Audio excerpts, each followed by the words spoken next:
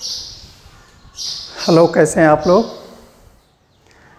पिछला जो वीडियो था उसका एक हम कंटिन्यूएशन शुरू कर रहे हैं। पिछले वीडियो में हमने पढ़ा था, कार्यपालिका के बारे में स्टार्ट किया था और आज भी हम कार्यपालिका के बारे में ही पढ़ेंगे, लेकिन टॉपिक थोड़ा सा चेंज है। टॉपिक ये है कि कार्यपालिका के प्रकार कितने होते हैं, टाइप्स ऑफ एग्जीक्यूटिव क्या होती हैं, कितनी होती हैं।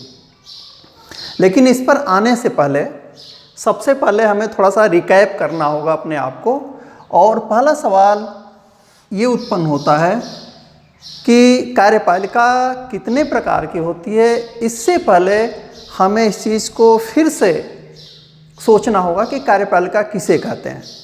तो आपको याद होगा जब हम पिछली बार इसकी चर्चा कर रहे थे तो हमने कहा कि कार्यपालिका किसी भी सरकार की वह शाखा होती है, वह अंग होती है, पार्ट या आर्गन या ब्रांच या जो भी कहिए। और जब उनको चलाने वाले एक संदर्भ में सोचते हैं तो हम कहते हैं बॉडी ऑफ पर्सन्स।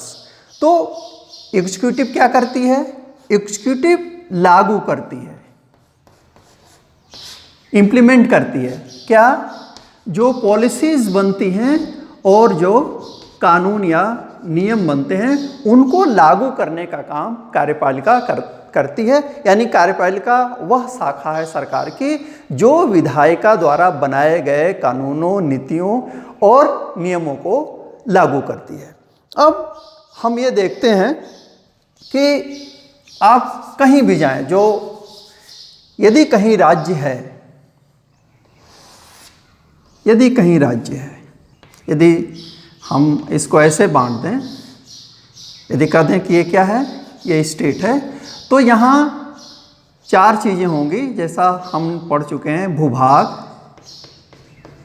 जनसंख्या, संप्रभुता और सरकार। और जहाँ सरकार होगी उसमें 3 चीज़ें निश्चित रूप से होती हैं और उसको हम कहते हैं लेजिस्लेचर या विधायिका, दूसरे को कहते हैं कार्यपालिका और तीसरे को न्यायपालिका। और ये क्या है? ये सरकार है। ये क्या है? स्टेट है। यानी जहाँ स्टेट है वहाँ गवर्नमेंट होगी और जहाँ गवर्नमेंट है वहाँ किसी न किसी रूप में उनका जो नेचर है वो अलग हो सकता है, स्ट्रक्चर अलग हो सकता है, लेकिन विधायिका होगी, कार्यपालिका होगी और न्यायपालिका वहाँ निश्चित रूप से होगी।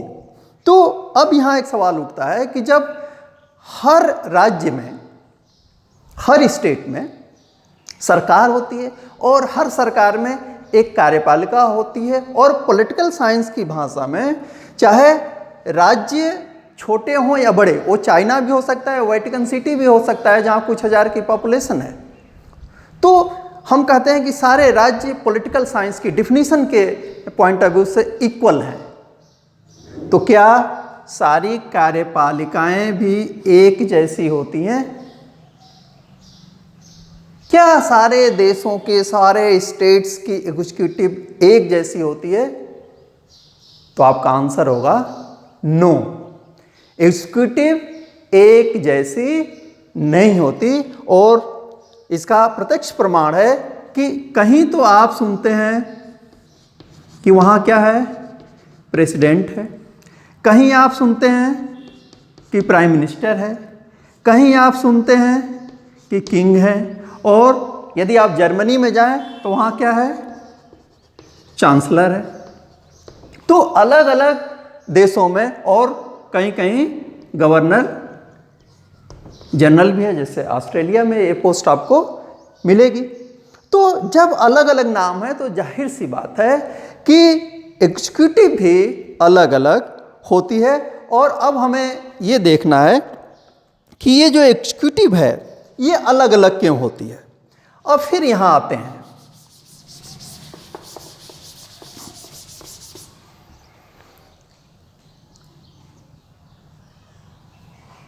लोकतंत्र में स्पेशली ये जो न्यायपालिका है इसको हम एक बड़ा टेक्निकल ब्रांच मानते हैं।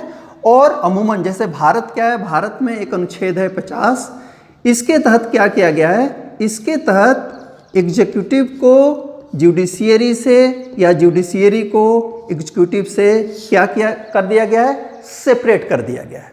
यानी यह सरकार का अंग तो है, लेकिन चूंकि यह न्याय का काम करती है तो इसको हम यहाँ से हटा देते हैं, बिल्कुल इंडिपेंडेंट इसको रखते हैं, यहाँ इसको इंक्लूड नहीं करते हैं। तो अब बचते हैं 2 आर्गन, और इन 2 आर्गन के कोरिलेशन पर ही डिपेंड करता है कि वहाँ की सरकार का स्वरूप क्या होगा और वहाँ की कार्यपालिका कैसी होगी।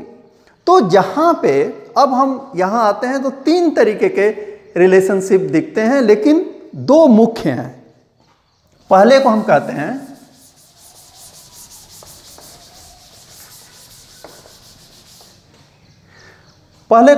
हैं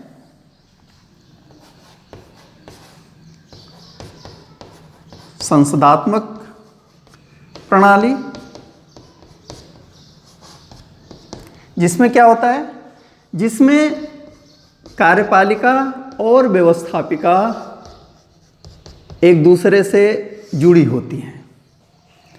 कार्यपालिका और व्यवस्थापिका एक दूसरे से जुड़ी होती हैं, और जहाँ जुड़ी होती हैं वहाँ हम कहते हैं कि ये पार्लियामेंट्री सिस्टम है।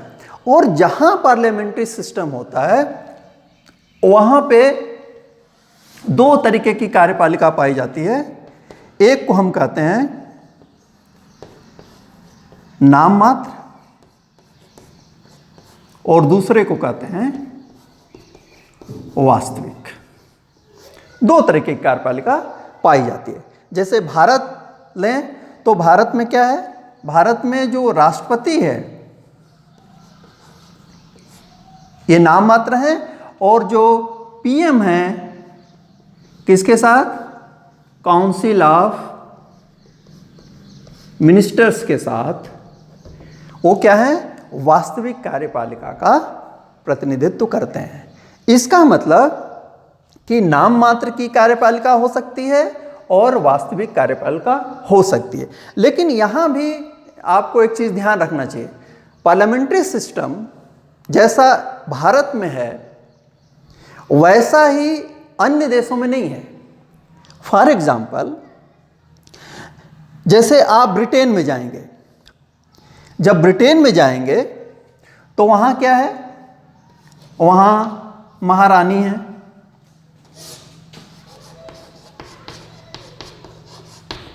कहाँ पे, ब्रिटेन में। यूके में महारानी है, जापान में किंग हैं। तो पार्लियामेंट्री सिस्टम में भी ये 2 फॉर्म आपको दिखाई देंगे। लेकिन इसके साथ एक और है, जैसे आप कनाडा में जाएंगे तो कनाडा में आपको पीएम तो मिलेगा,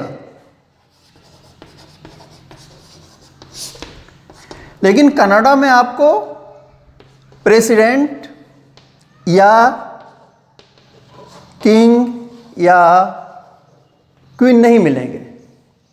लेकिन इनकी एम्परर है, और यह एम्परर कहाँ है, ब्रिटेन में है। यानी कि अभी एक गेम हुआ था ना, कॉमनवेल्थ गेम। कॉमनवेल्थ क्या है, ये कॉमनवेल्थ एक्चुअली इसमें 56 स्टेट हैं, जो वे देश हैं जो कभी उपनिवेश थे ब्रिटेन के और जो बाद में स्वतंत्र हो गए। तो इन स्वतंत्र देशों का जो कभी ब्रिटेन के उपनिवेश थे मिला करके क्या बनाया गया, कॉमनवेल्थ बनाया गया।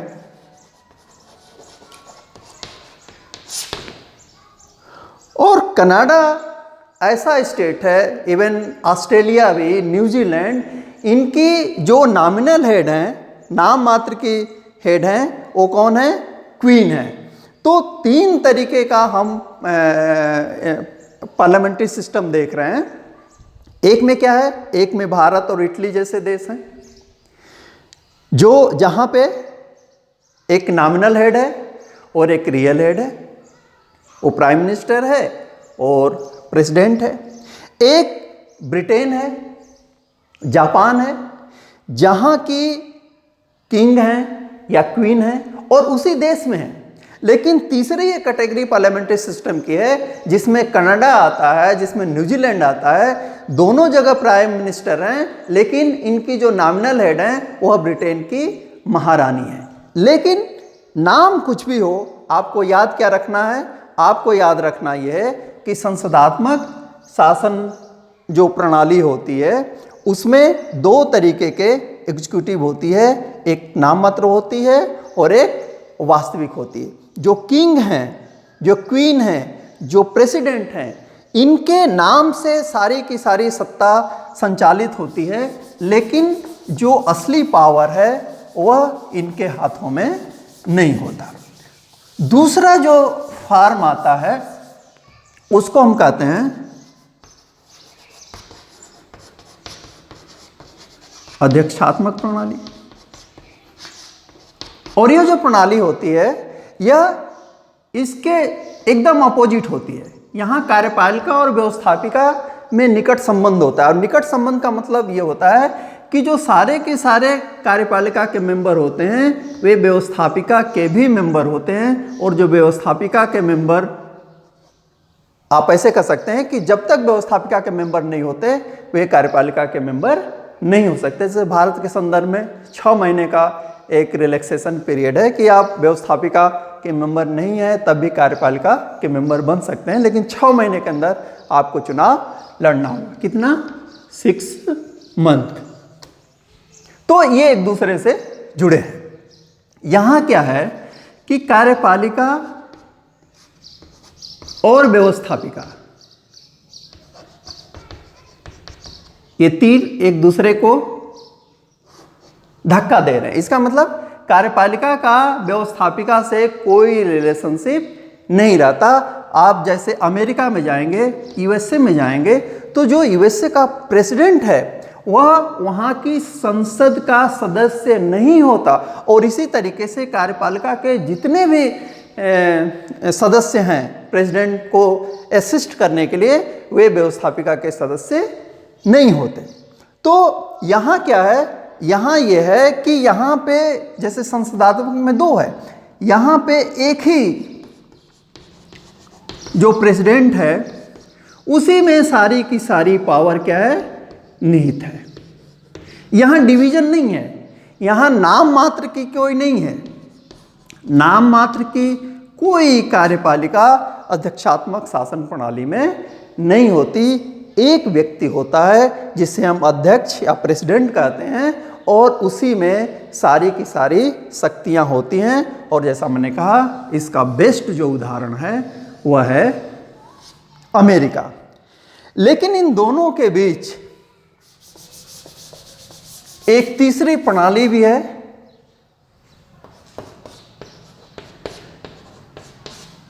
जिसको कहते हैं अर्ध अध्यक्षात्मक, सेमी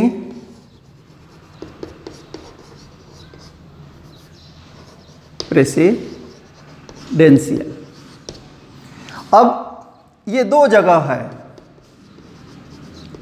मुख्य रूप से, फ्रांस और अभी बड़ा चर्चित था श्रीलंका। अब इसको सेमी प्रेसिडेंशियल क्यों कहते हैं? आप इस नाम यही है, सेमी प्रेसिडेंशियल। आप इसको कह सकते हैं कि सर इसको सेमी पार्लियामेंट्री भी कह सकते हैं।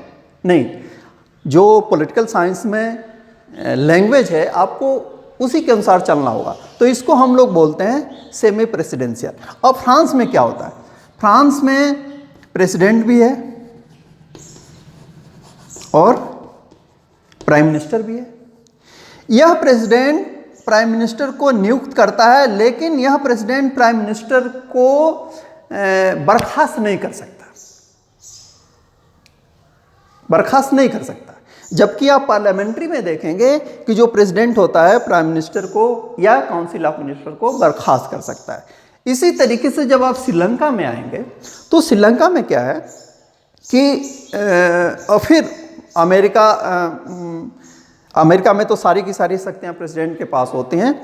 हिंदुस्तान में क्या होता है? हिंदुस्तान में प्रेसिडेंट के नाम से सारे काम होते हैं, लेकिन उसको पावर बहुत कम है, लगभग ना के बराबर। यहां क्या होता है श्रीलंका में कि प्रेसिडेंट और प्राइम मिनिस्टर, श्रीलंका में प्रेसिडेंट और प्राइम मिनिस्टर के बीच शक्तियों का विभाजन होता है। श्रीलंका में क्या है, प्रेसिडेंट और पीएम दोनों के बीच शक्तियों का विभाजन होता है। तो ये 3 तरीके का सिस्टम हमारे सामने आता है। एक को हम कहते हैं पार्लियामेंट्री सिस्टम, जिसमें क्या होता है, कार्यपालिका और व्यवस्थापिका दोनों में निकट का संबंध होता है।